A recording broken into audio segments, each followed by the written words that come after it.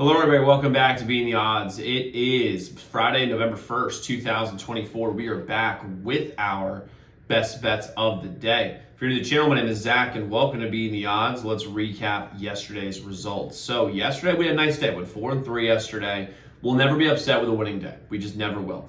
Members only best bet Texans moneyline was the most square play I've done probably in all of the NFL this year. Took an L there. Rockets plus 6.5 was sharp as shit. That was a win, outright winner. Didn't even need the points. Under 42.5, Houston, New York. That was basically free money. I found it really funny that there's a few people in the comments who get annoyed when I say we should have won this one. I explain why, and there's some bullshit. And then last night I had at least 6 people tell me why the over absolutely should have hit and blah blah blah blah. It's the funniest thing to me. I think it's great because I think people care about their bets, but I think it's just very, very funny and hypocritical. But it is what it is. Garrett Wilson over 4.5 catches, easy dub. Joe Mixon should have gone way over that number. I mean, I thought he was going to get at least a couple catches. They didn't target him one time, and I thought with the interior issues on the O line for the Texans, they would use screen passes with him, and they just didn't. Spurs moneyline plus 112 was a great win, and then we had the Bucks minus 6.5. They are just so bad with Doc Rivers, my God. And we'll take it. And by the way, all of our records are in the pinned comment below, so you can see how we're doing with that. We're having great seasons and basically everything. But again, guys, the records are literally in the pinned comments, so you can check those out. And we have 4 picks for you guys here on the channel today. And before we get to those, I want to talk about Thursday Night Football a little bit because I had some takeaways from that yesterday. So first things first, I think the biggest thing that you have to look at, when it comes to Thursday Night Football, not like Thursday Night Football in general, but last night. First off, 2 things. Number 1, the Jets are not back. They had a nice win. It was cool. But the same issues that plague the Jets all year are the same things that happened last night. Really poor coaching, boneheaded mistakes. That touchdown that wasn't from Malachi Corley was one of the funniest things I've ever seen. Deshaun Jackson his way into the bench. He probably is going to go on practice squad next week.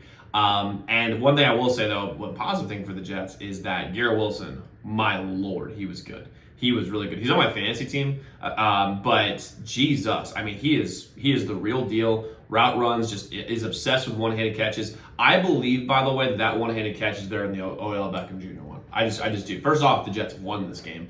The Giants did not in that one. But that was a better catch. That was unbelievable. And you know what? Good for the Jets. They got Garrett Wilson. But still, the same issues that they were having before are the same ones they're having now. And they just beat a team. And the thing is, the Texans, though, is really where I really get the biggest takeaway from. The Texans have real issues. And they have structural issues on the interior line. They got CJ Stroud got sacked 9 times, I think. 9 freaking times. That's absolutely insane. And when they get Nico Collins back, will their offense be better? 100%. Stephon Diggs being out doesn't move the needle at all. For me, I think they're just as good with him as they are without him. I really believe that.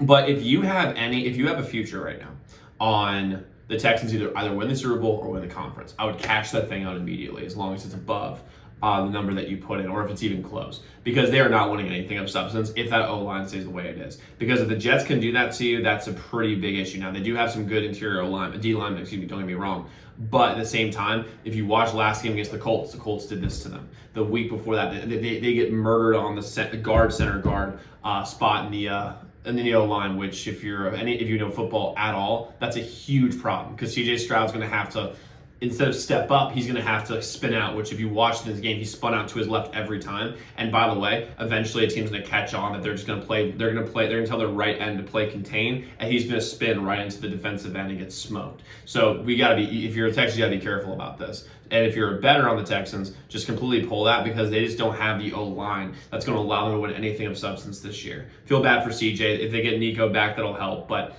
I mean, good luck to the Texans and the Jets. Just whoever they're playing next week. I gotta look, but I just bet on whoever they're playing next week, because the Jets are still not good.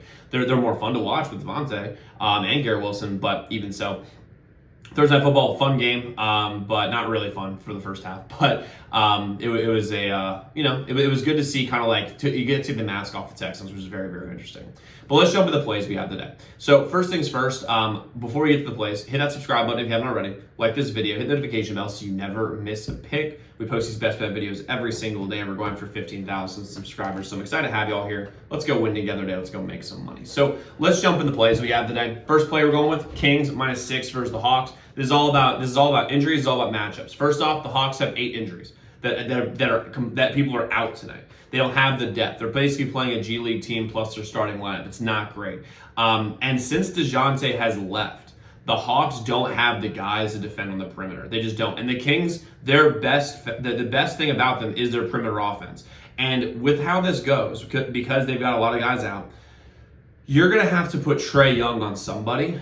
And he's either going to go against DeMar DeRozan, where DeMar DeRozan is going to cook, or he's going to put him on, they're going to put him on De'Aaron Fox, and De'Aaron Fox is going to cook. Because if you put him on DeMar DeRozan literally is going to back him down, get to like 8-9 feet, turn around, bank shot all day long, and he's going to have 40 points on him. Because Trae Young is small, he weighs like 140 pounds and is like 5'3". The dude can't defend. And if they put him on De'Aaron Fox is literally going to put down his right shoulder, because he's a lefty, put down his right shoulder, go right through him, go right through Trae Young, and gets to the rim all day long. And you're like, well, Zach, they have Clint Capella. Well, when Clint Capella comes over, he's gonna throw. He's gonna make a tight bounce pass to Domantas Sabonis. He's gonna yam it, and then that's that. I mean, that's going to be the whole game. If you guys like, that's what's going to be the whole game today. And defensively, the Hawks can bother Sabonis on the inside because Clint Capella is a good interior defender.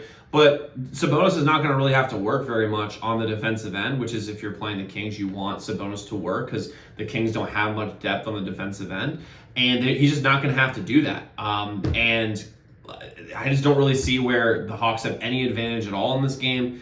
The sharp money's on the Kings. I'm rolling with the Kings here today. They have the better matchups and they have the money. I'm rolling with them here. Next, go the Nets money line versus the Bulls. Alonzo's obviously out. Levine is probably out today as well. They say he's questionable, but in today's NBA, he's probably not playing.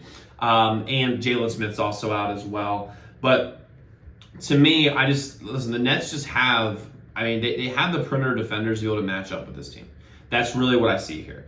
And when you're looking at this Brooklyn Nets team, they have you don't really know where the scoring is going to come from, in the sense of you can't really game plan for it, because there's a bunch of guys who can score 15, 20 a night. With Bogdan Bogdanovic, I'm not sure if he's playing today. He might, maybe not. But even so, you have Cam Thomas, Dorian Finney-Smith. You got some guys who can really put up some numbers. And with the Bulls, I just don't really see where they're getting their offense from if Lonzo and Zach LaVine are both out in this game. The public is all over the Bulls because of what they did the last couple games. They beat the Bucks, but if you watch the Bucks, that isn't as impressive as a win as we thought. And they also smoked, and they also came back and won outright against the Magic. Last game out, that was one of our plays. We had the Bulls plus 5.5 in that game, and they won outright. I just really just don't. I don't know. I just don't see the Bulls being able to compete offensively with this team because the Nets have a very, very, very good defensive core. And as long as they can score a little bit, which I think they will, they should be able to win this game, especially at home. So give me the Nets money line. Next, we're going to go with some NHL. We're going to go with the over 6 in Tampa Bay and Minnesota. Both these teams defensively have taken a huge step back. Offensively, they look a lot better. Back checking does not seem to be a priority in today's NHL right now, which is good for overs. So I'm going to go with the over 6 Tampa Bay and Minnesota. Then we're going to go the over 6 Winnipeg and Columbus. Columbus is one of the highest scoring teams in the league. Winnipeg has fixed their offense. I think it's a really high scoring, fun game, a barn burner. It's going to be the over 6 Winnipeg and Columbus. Now, just so you guys know, we do have more plays in this. We have 3 members only best bets. You go to zdmbets.com/picks. Website is linked in the comments below. And as a member, you don't just get our members only best bets. You get one-on-one support. We teach you how to manage your bankroll properly so you actually profit over the long term, like I have and like my members have, and along with other membership perks. So definitely go check that out. zdmbets.com/picks. Website is linked in the comments below. But guys, go lock in those picks. Let's go win together today. Let's go make some money. I'll see you all tomorrow.